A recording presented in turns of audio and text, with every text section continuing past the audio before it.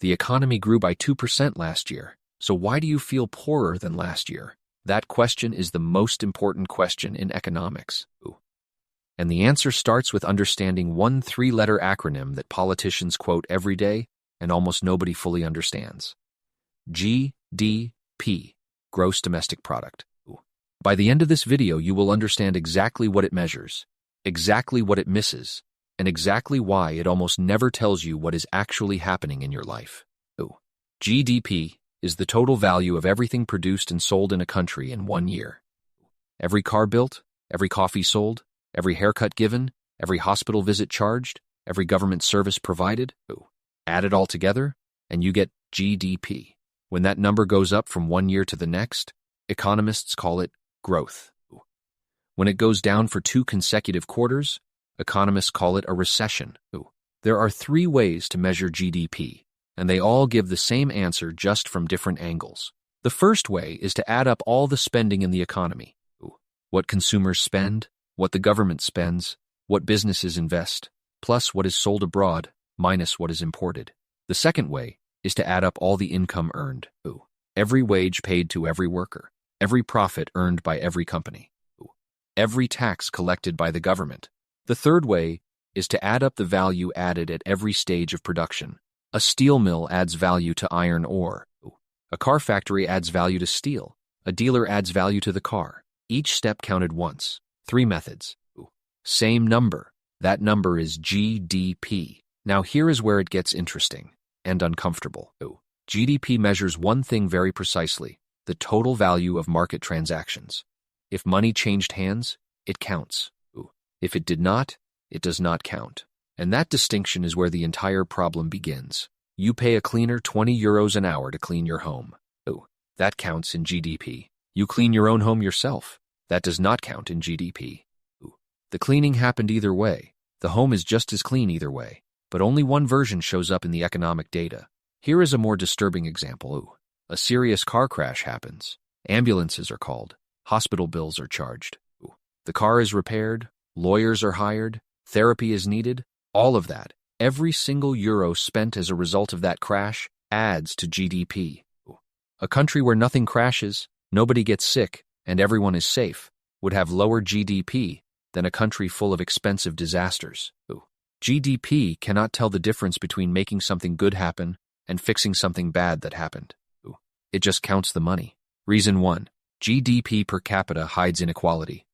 If a country's GDP grows by 5%, but all of that growth goes to the wealthiest 10% of the population, the average person's life did not improve. GDP measures the total. It tells you nothing about how that total is shared. Reason 2. Inflation can inflate GDP without real growth. If everything costs 10% more, GDP goes up 10%. But nothing extra was produced, nothing improved, no new jobs were created, no new value was added. This is called nominal GDP growth. Real GDP adjusts for inflation. Politicians sometimes quote, whichever number looks better in a speech. Reason 3. GDP counts things that make life worse. War spending adds to GDP. Environmental cleanup after a disaster adds to GDP. High crime rates add to GDP through security spending, legal costs, and repair bills. A country can be getting measurably worse, more polluted, more unequal, more dangerous, while GDP rises every single year. Reason 4. GDP ignores unpaid work entirely. If every parent in a country suddenly started paying for childcare instead of raising their children at home, GDP would rise enormously. But nothing changed in reality. Unpaid care work, cooking, cleaning, childcare, elder care is invisible to GDP. In the UK alone, unpaid household work is estimated to be worth over £1 trillion per year. None of it counted. Let me show you this in action. Ireland, 2015, Irish GDP grew by 26% in a single year. That would be the most extraordinary economic growth in the history of any developed nation, except it was not real. Multinational companies had relocated intellectual property assets to Ireland for tax reasons. The GDP number was essentially fictional, driven by accounting. Not by real jobs, not by real wages, not by real improvement in ordinary Irish people's lives. The number went up. The lives stayed the same. Every year, China announces a GDP growth target, then achieves it, almost exactly. Many economists believe local officials manipulate data to hit those targets. The number is real. The reality behind it is disputed. And in 2008, US GDP contracted sharply. But the people who felt it most were ordinary workers who lost jobs and homes and savings, not the financial sector professionals whose activity had driven much of the pre-crisis GDP growth. The number fell. But the people who suffered most were not the people who built the number. GDP is one number, easy to quote, easy to compare, easy to put in a headline. The economy grew, good. The economy shrank, bad. That simplicity is why politicians love it.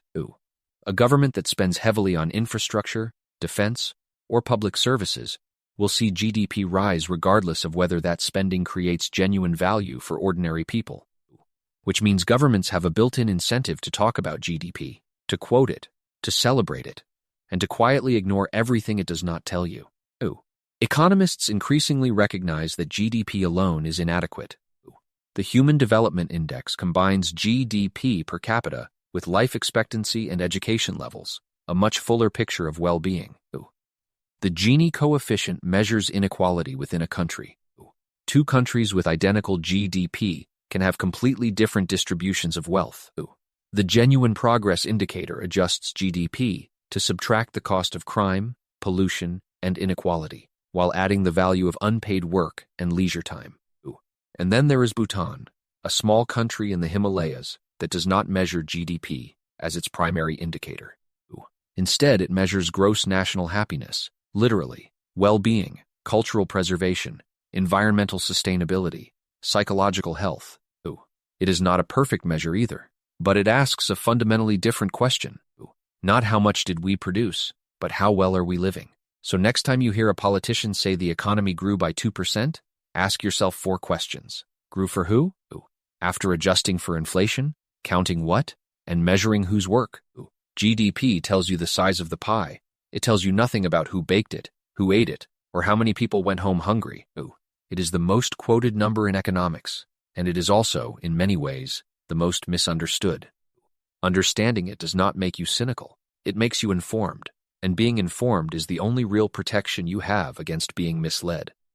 Subscribe, because the next video goes into exactly how governments use economic numbers to tell the story they want you to believe.